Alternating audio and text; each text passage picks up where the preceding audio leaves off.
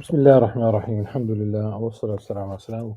We continue reading from Ihya Ulumuddin, or rather the adapted summary of Ihya Ulumuddin, the 40 principles of the religion, the 40 fundamentals, of course, in a different translation, and that's the Arba'in fi Usul ad-Din by Imam Al-Ghazali, needless to say. So, we'll continue reading, and we are still talking about the impact of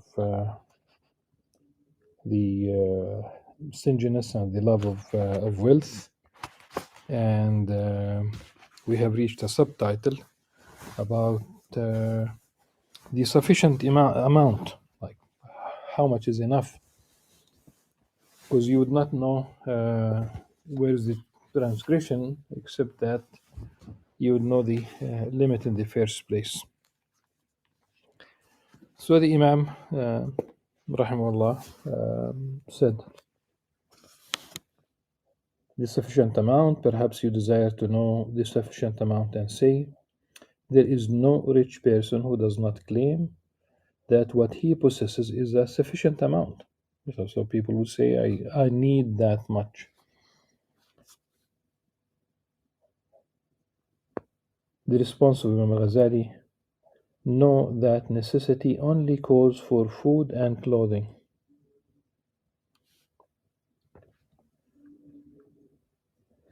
If you were to abandon beautification regarding clothes, then 2 dinars a year would suffice you for both winter and summer, with which you would buy a garment of rough material to protect you from the heat and the cold.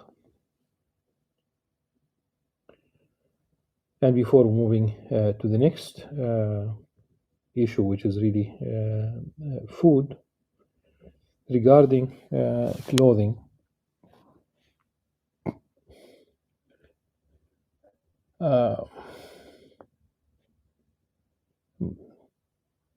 probably you can give examples of very excessive cases. A shoe, woman's shoe, adorned with covered with diamonds, for example. It is meant to step on earth. How could you basically, or sometimes they also cover massive beautiful cars. They are beautiful on their own, but they cover them again. They could be made of gold, they could be covered with diamonds. There are such cases. A good car, this is something, a good car, a good functioning running car, a car that will carry you from A to Z rather than you carry the car to the mechanic every day, as it has been said that I'm not rich enough to buy an old car. An old car, you just spend more on the old car. That's really a mentality. So there are excessive cases.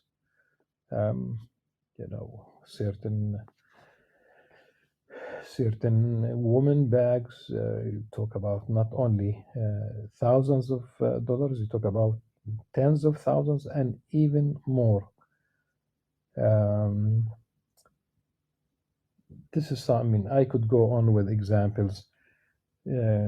So yes, and the problem I see that I'm talking about in public. In general, yes, there are a couple of men who would not wear appropriate clothing, but it's more general amongst women.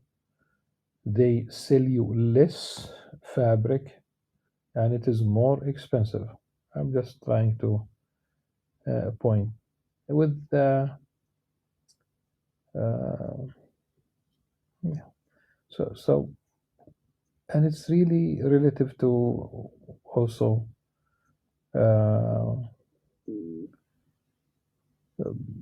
in the hadith that رب درهم سبق 1000 dirham, that maybe one silver coin could be worth much more than 1000 silver coins when you give charity for the sake of Allah subhanahu wa ta'ala.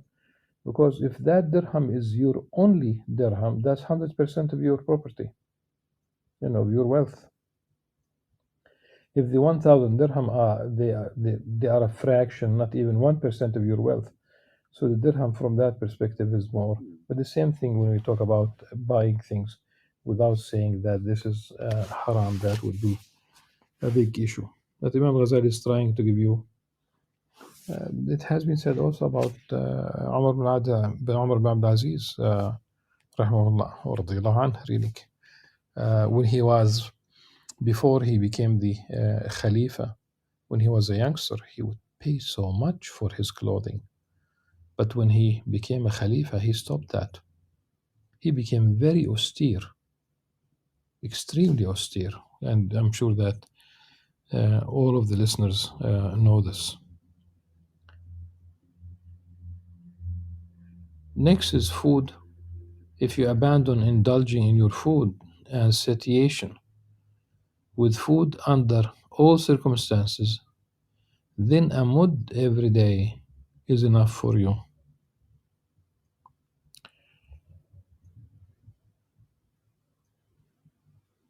So in one whole year, that would be 500.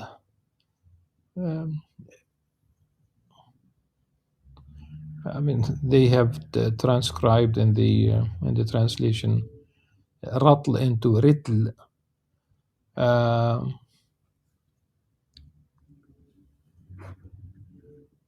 But these are, at any rate, you just simply say these are measures and weights that they used to use at the time. For us nowadays, if we say ratl, that's 3 kilograms.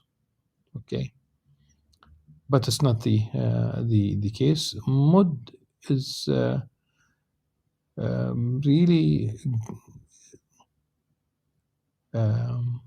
you fill the 2 pounds of your your 2 pounds your hands.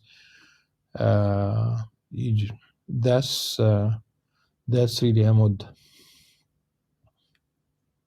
Imam Ghazali says that should suffice you. Approximately 3 dinars a year are enough for you in regards to condiments, assuming that the prices are low. The condiments, the word idam, dip, something that you will dip the bread into, just also to be a little bit moist so that you could swallow it. And the Prophet ﷺ praised vinegar when that was the only thing that was offered to him. He never complained about any idam. خير الإدام الخل أو كما قال صلى الله عليه وسلم.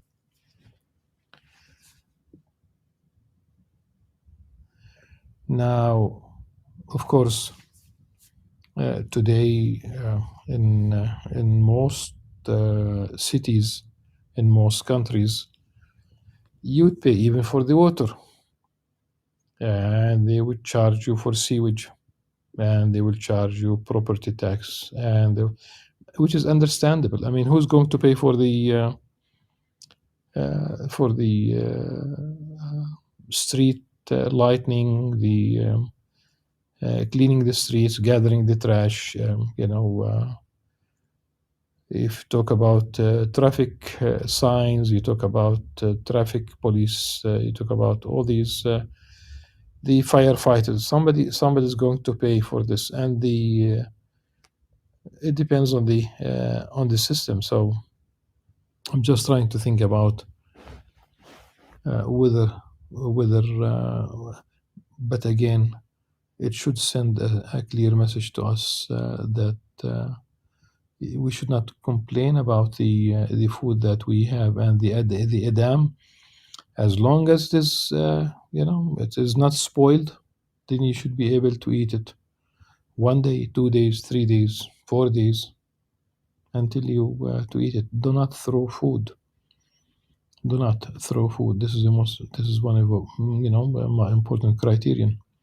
So approximately 3 dinars a year are enough for you in regards to condiments, assuming that the prices are low.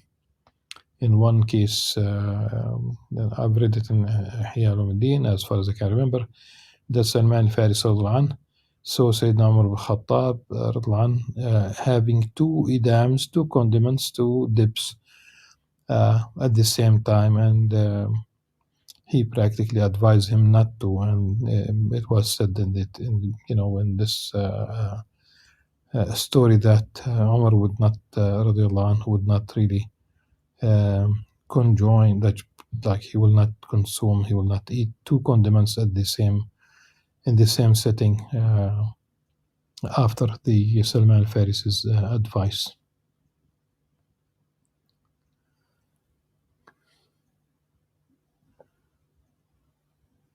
If not, then 5 dinars are sufficient. 500 ratl is what we approximate for the bachelor. If you have a family, then take for each member that amount. If you are an earner and make in a day what suffices you for that day, then turn your attention to and preoccupy yourself with worship. If you seek more, you'll be among worthy people. If you are not an earner but are busy with studying or worship and have acquired some property that constantly generates income, remember the word daya, which was translated as villa before.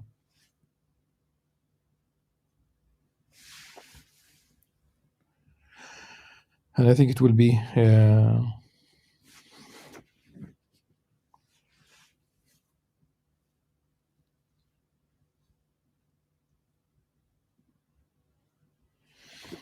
so the word daya here is mentioned several times in this context, and it's not a villa.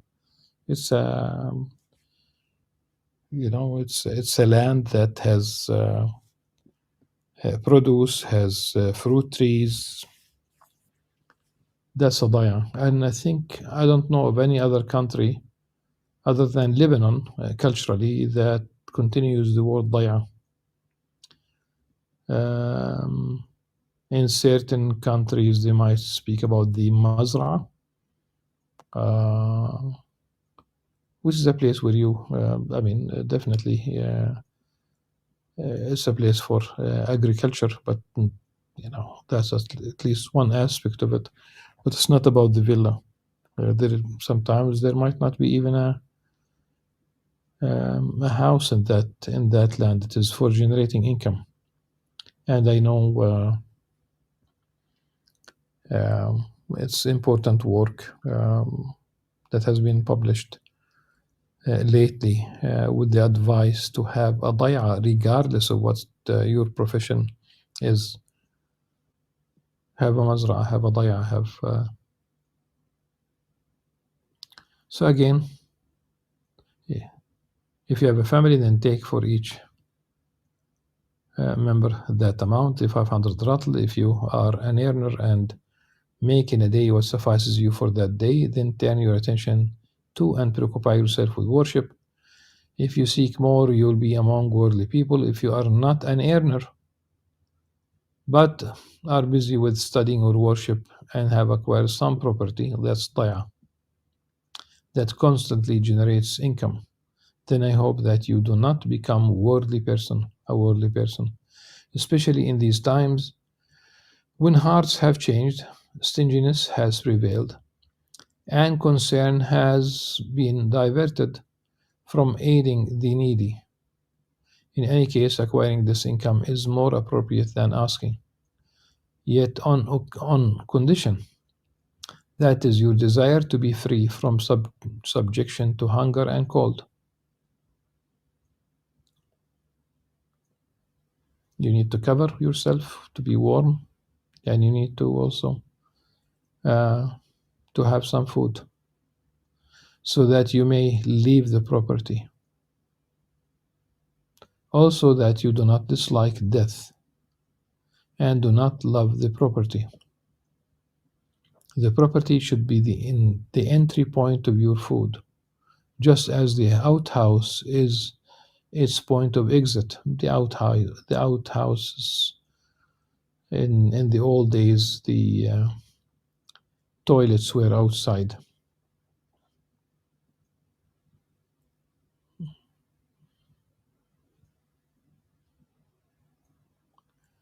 You must only want it out of necessity and desire to be free of it, so as to get out of the prohibition in the Prophet ﷺ statement. Do not take a will. Now, again, I think that uh,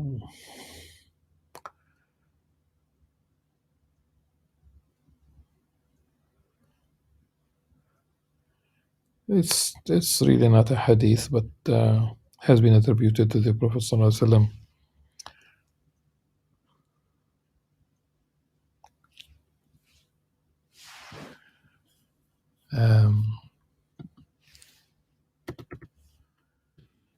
So it's in the Arabic text, لا تتخذوا الضيعة.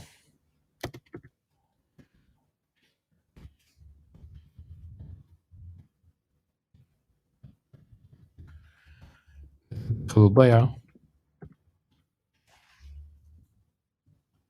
تحب الدنيا.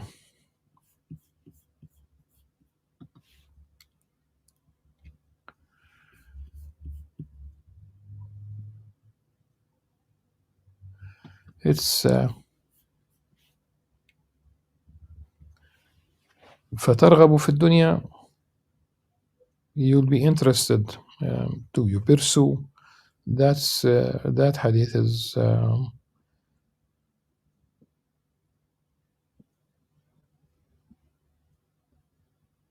صحيح. And the Tirmidhi it is rendered Hasan. And amongst contemporary Muslim scholars, they said it is Sahih, which means it's basically again, it's the problem is being busy that will prevent you from tending to hereafter. So it is Sahih. Hasan, at least Hasan. But ترغبوا instead of فتحبوا. So do not take a ضيعة rather than a villa. Again, that's not the appropriate translation. And thus love the world. We said that instead فتحبوا فترغبوا, you'll be interested that you'll pursue this world. A farm could be, but a farm will entail animals.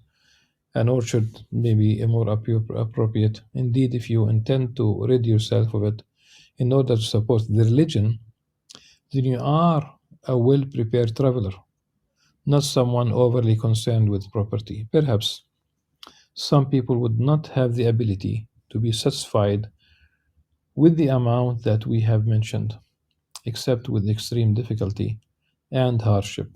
There is no harm, religiously speaking, there is no harm in doubling the amount, for it would not turn one into a child of the world, nor remove one from the party of the children of the afterlife traveling to Allah subhanahu wa ta'ala, so long as one intends thereby to repel the pain of hunger that could distract one from remembrance and worship,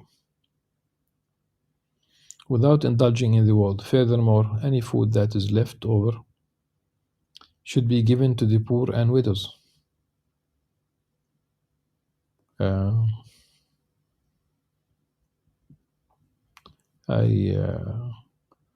I did mention a while ago the case of a wedding lunch, and there was excess food left over after everybody, those who came to the lunch came, and what do you do with the rest of the food? And the cook who prepared the food told me. I made a mistake when I mentioned this in the past, that I thought that we spoke about 100 pieces. It was 100 kilograms.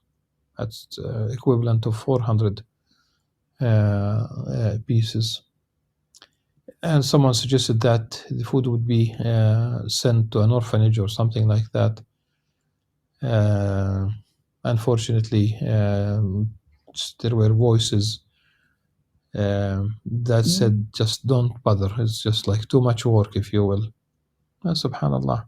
There are societies now in certain parts of the Muslim world that take, leftover food from these wedding parties or whatever, and they distribute to the needy, which is a good thing, really.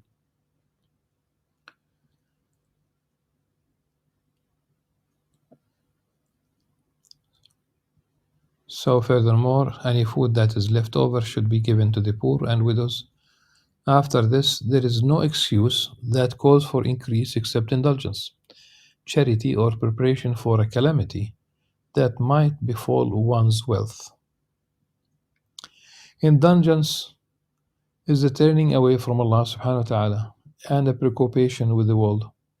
As for charity, abandoning wealth is better than it.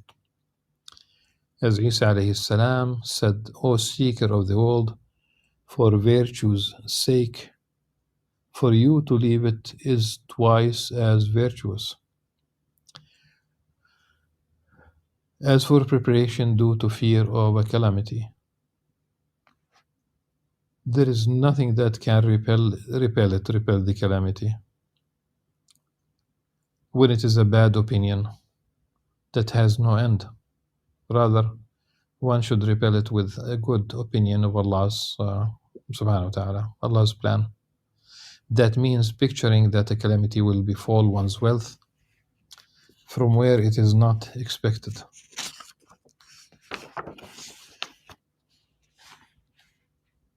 At the same time, picturing that a new door of provision will open from where one does not expect it. And I love this verse.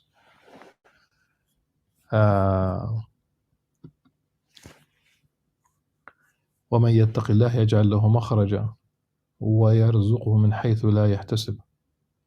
Whoever fears Allah, He will make a way out for him and provide for him from where he does not expect. Subhanallah.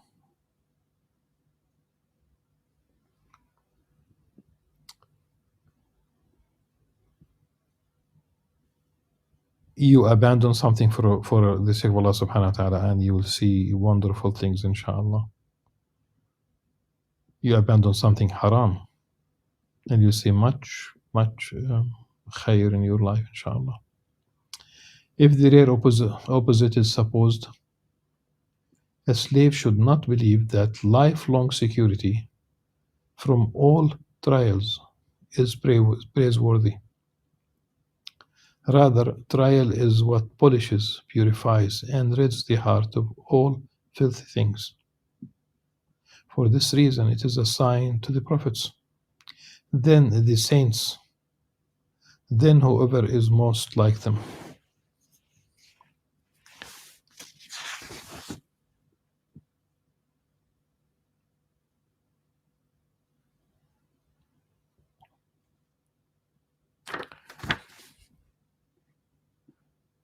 So the prophets, al-Anbiya, then al-Awliya, and ثم الأمثل فالأمثل.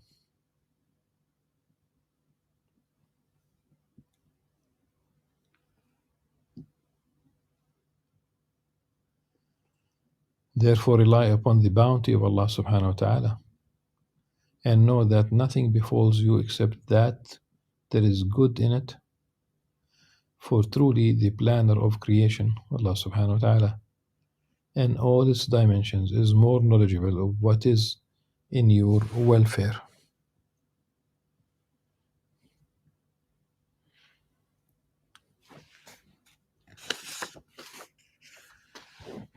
Inshallah, this is enough for today, and tomorrow we'll deal with wealth is like medicine, and also the definition of stinginess.